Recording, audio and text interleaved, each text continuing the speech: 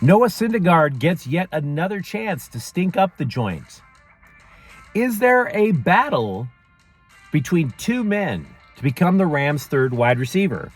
And there is only one team that can take out the Kansas City Chiefs in the AFC West. Guess which one it is. Good morning. I'm James. This is your daily dose of sports and snark for the greatest sports city in the world, Los Angeles. This is the faithful Angelenos Morning Report.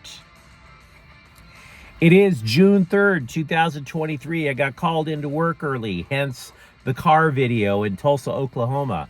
And I would like to welcome a new sponsor to the program, Israel Diamond Supply. For the white supremacist romantics out there, for the conspiracy theory romantics, you can't go wrong by confirming your conspiracy about how the Israelites run the world behind everybody's backs.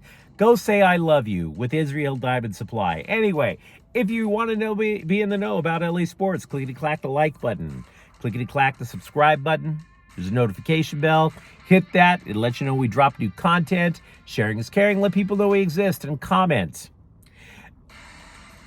Gotta love the sponsors. Anyway, before we go through the news and notes, a look at the scoreboard. Mookie Betts hit a leadoff home run, hit 2 home runs. The leadoff home run in the game sparked a 6-run first inning.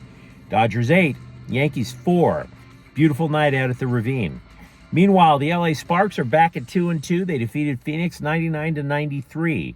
Today, the Dodgers will host the Yankees again at 5. Michael Grove is 0-1 with an 8.44 ERA.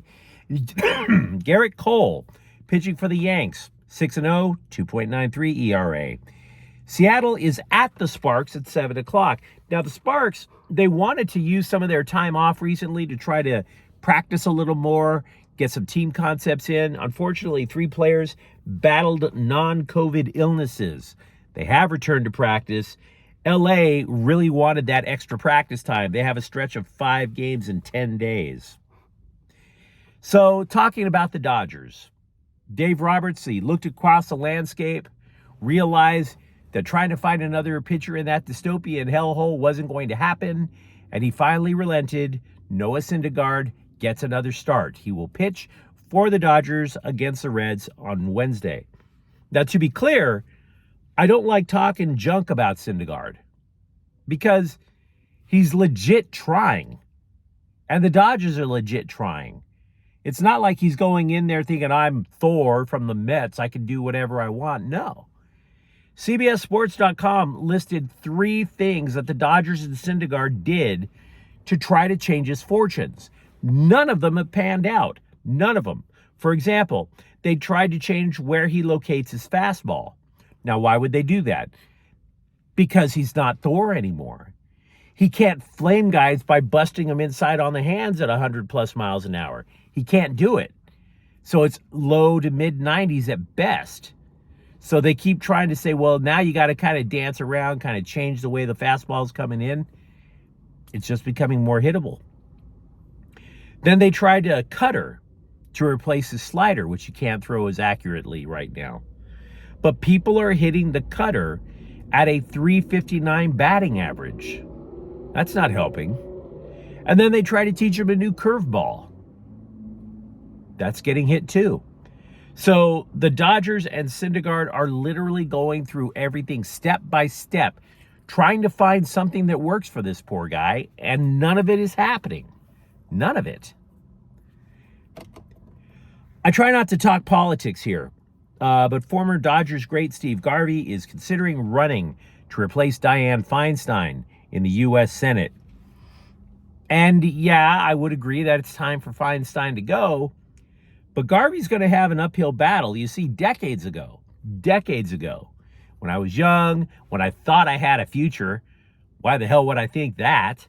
The Dodgers clubhouse, the players, the managers, all knew that Garvey had political dreams.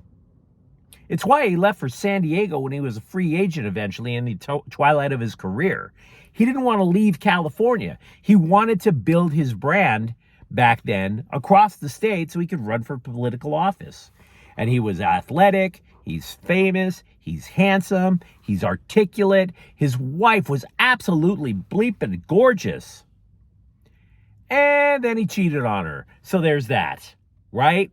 And this was in the pre-Clinton era. This was back before when cheating on your wife was considered scandalous. Now it's not. How the hell did that happen, right? But no, so his political ambitions died back in the mid-'80s. So can he win now? He's not cheating on his wife. I don't even know if he has the ability to cheat on his wife. But he is a Republican. So I'm not so positive about the campaign. Not in California, people. Not in California. We've been talking a lot about Rams rookie wide receiver Puka Nacua from Brigham Young because the scribes keep talking about him. And why do the scribes keep talking about him? Because the coaches and the players keep talking about him. Said offensive coordinator Mike LaFleur to Sports Illustrated, quote, "He's a good-sized kid, catches the ball really effortlessly, and particularly moving him around quite a bit, not babying him at all with the motions, with the alignments and stuff like that," unquote. In other words, he's picking up the offense completely. But this leads to a question. Because we've been noticing in the reports that Matthew Stafford is loving throwing deep balls to Tutu Atwell. Is Tutu Atwell finally picking it up for LA? Is he? Because then now you're sitting there saying maybe this need for a third wide receiver that the Rams have, because they didn't have a legitimate third wide receiver last year, is it a two-man battle between Nacua and Atwell? And if that's true, does that mean that Ben Skowronek, who got a lot of playing time at third wide receiver, is his influence in the Rams coaching staff waning? Do they not necessarily see that future for him right now? CBSSports.com thinks the Chargers are the only competition for the Kansas City Chiefs in the division this year. And I can't say that I blame them. The Raiders don't even know if they have a quarterback right now. And the Broncos were a trendy pick last year, and they totally face-planted. Having said that, the CBS scribes tempered what they were saying. They said the best way for the Chargers to get the Chiefs is if Patrick Mahomes just flat out chucks up way too many wild passes. And honestly, I don't see that happening. And then there's the other problem. The Bolts have to stay healthy. Good luck with that. I'm not even trying to clown the Bolts. We saw what happened with the roster last year, right? The Chargers, by the way, also waived a linebacker named Dylan Lloyd, who I honestly hadn't heard of before.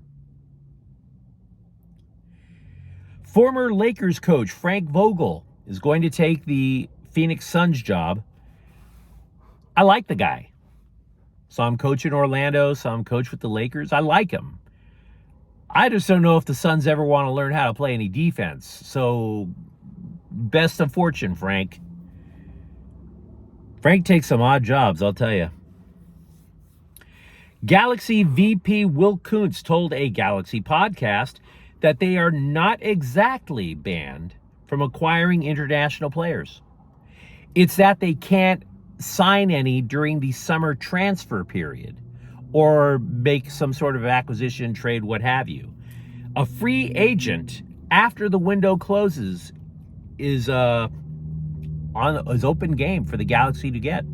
Fair game. Will there be enough time left in MLS season? Anybody's guess. Mark Stein, the former ESPN scribe, wrote that current Clippers assistant general manager Trent Redden is a strong candidate to take the open general manager's gig. And The Athletic asked which player on every NHL team has the worst contract. In other words, who provides the least value. The plus side is that the scribe thinks that LA has managed its cap space pretty well. Oh, they're up against the cap. It's just that the players that they've signed are actually providing good value, with the exception of Cal Peterson, because Cal Peterson is in the minors. But that's not the question. The question is which player on an NHL roster is providing the least amount of value for their team.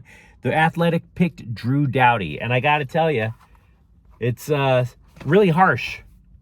We've been watching Drew Doughty for years. He's been tremendous. They're just saying at this point in his career, he's making $11 million this year, and he's not elite. So therefore, not enough value. But you let me know what you think in the comments thread. Let me know what you think about Noah Syndergaard getting another bite at the apple. Let me know who you favor as the Rams' third wide receiver. Or is there another route for the Chargers to take out the Chiefs? If you enjoyed talking LA sports with me, don't forget to subscribe to Faithful Angelenos. We're talking LA sports every single day here. Thank you for watching. I'm James. We'll be back tomorrow. Back home. It's going to be awesome.